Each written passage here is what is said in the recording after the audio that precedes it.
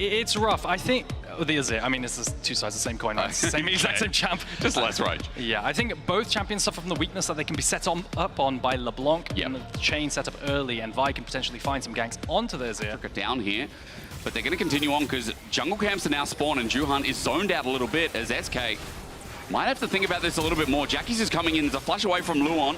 They're still thinking about it, even with Jackie's hovering, but the Ignite as it goes down, Isma tries to get his way.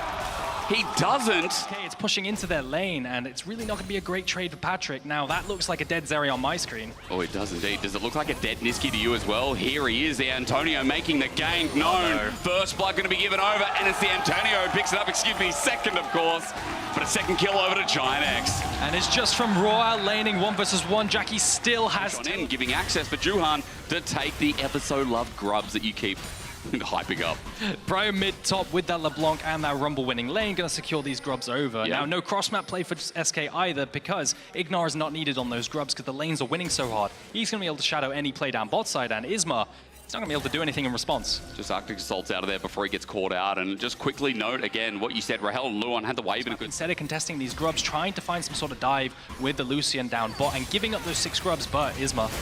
He's going to turn this into engage, actually, as well. Embraces the chains as he goes golden, at least with the ultimate coming through. There's a return from Juhan. Isma dies. Niski doesn't have enough damage. It's an Azir in the early game with Mercs and a recurve bow. He gets charmed up, and Luon's ulti at max range won't hit Juhan anyway. Jackie's hits from range himself as Rahel. Now that's the damage that SK needed. He can't actually move second. So Lucian makes it first, Rahel, and he finds the one shot, and exactly the person you want the gold to get the gold. Gets the gold. Did Ignar flash like next to the spot and just got aqua prison? I think he did. It wasn't the best flash, and Luon just gets a free Q. And with that kill as well going on to Rahel, I mean, it's looking great. SK as well denying the 6 grubs. 3 apiece now. I think you were saying this morning it's rare to see that as GiantX is going to teleport down bot.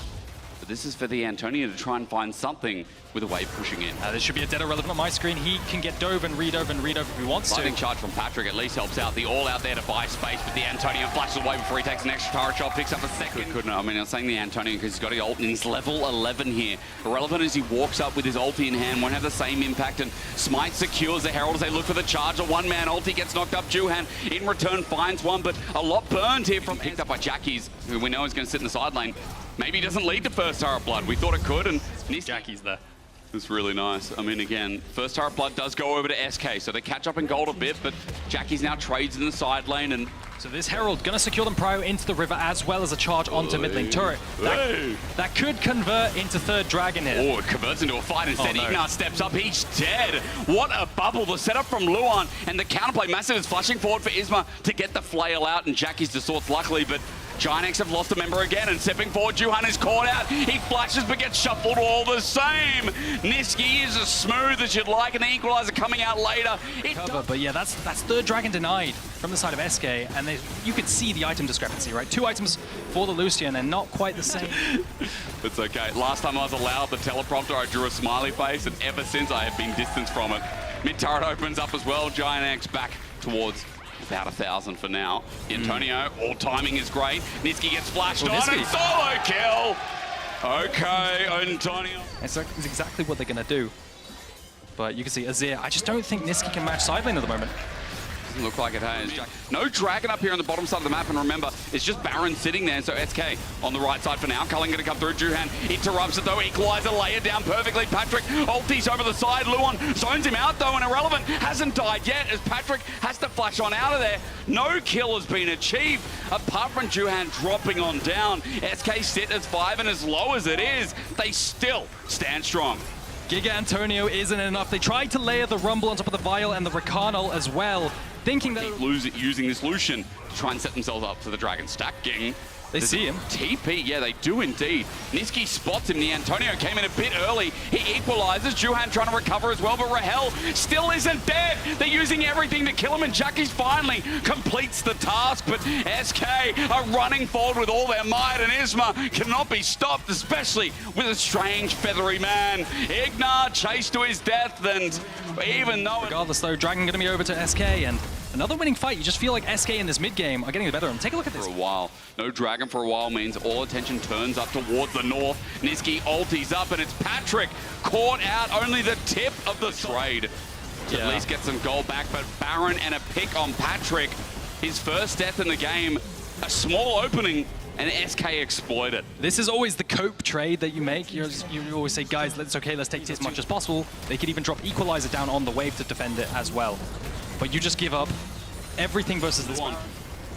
Oh, Look, no. I thought he was the one TPing. It's absolutely wrong from me. Teleport burn in front of their face. GiantX, if that's Sven, it's over. But the long con flank is coming. They do have an Azir tower. This is not a good flank, I don't think. Unless he's on a ward. They need the one-shot. Juhan, he can get turned on. Through Juhan, not spotted out in the brush, but Isma's the one face-checking. This Porky Pig doesn't care. The knock-up comes through, though, from Ignar, but going golden, they buy some time. It's onto Irrelevant, too. Happy to buy it out. The Equalizer and the choke is still good. Niski's ulti is not an over the wall. Antonio is cooking him alive. Niski still burning for his death. It somehow works for GiantX, and Niski just has to get on out. Jackie's looking for the chasers. Irrelevant now stuck in the middle. The all-out over the wall to try and find Jackie's, and he does. It's Gasante moment. Irrelevant out for the pieces. Now Antonio comes through, but he's not even needed. Juhan cleans that kill up, and Dragon now exposed. GiantX, the resilience is there. What a nice engage from Ignar. Now they're still looking at SK.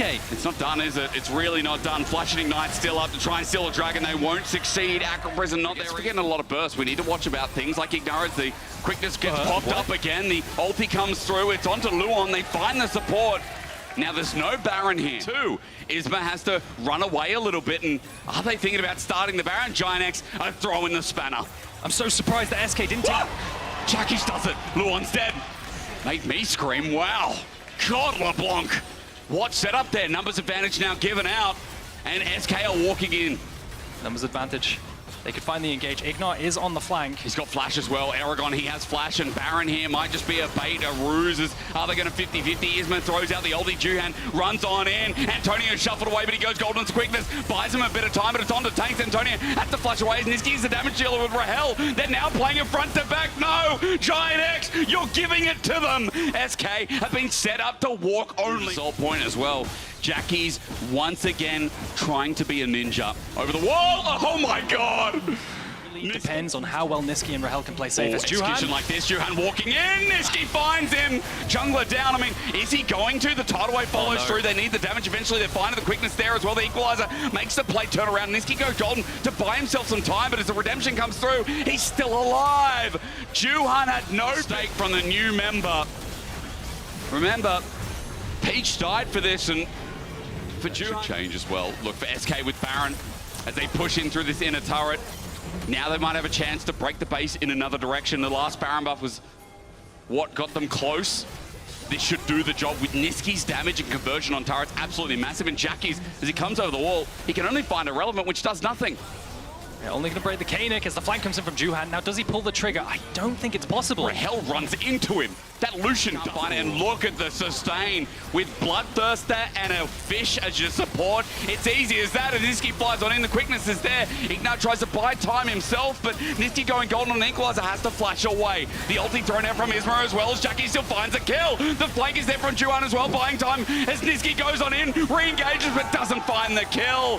GiantX defends successfully. Bottom side of Rahel is running forward. Culling comes through, but the angle's all wrong. Ignar gets on out as Isma thinks about going over the wall. Jackie's runs in, but he can't deny it. Anything he wants. I think this might be rough. This might be a really tough base defense. Okay, let's see how they handle it. There you go, Hexed Exalt chains through Juhan's damage, and the poke from Rahel was too much. Now onto the Nexus turret. He steps forward with a rapid fire cannon, and for SK it's been so hard done as Ignar tries for the miracle flank, but now onto the tank. It means nothing. At least Luon dies though, giving GiantX another window to shine. Jackie's at half HP, threatens the advancement as Niski tries to stand his ground, with SK now looking for another way. The flank on the side. The Nami is down, so no bonus damage for Rahel. He has no equalizer. He's in the heat zone. I mean, he's in the danger zone. Juhan is looking for a target over the wall. Patrick is there as well. Relevant doesn't care. The Antonio is running into Isma. He goes golden, which is great. Irrelevant, though. Drags over Patrick. And Cassandre almost does it. But meanwhile, Ignite jumps on in. The problem is that Niski is still alive. Rahel is still alive. And SK's chances at 3-0 are still pretty much alive. And it's just too much. The scaling in the front to back is just too much. They had such a nice fight with the Charm dragging Nami over the equalizer, but even 4 versus 5 versus this Soul is too much. And we've got to start bringing the discussion to light. The new bot lane of SK. How far can it take them? That's 3-0 on the first week of the LEC. SK are playing their damn heart out. And I think I'm just going to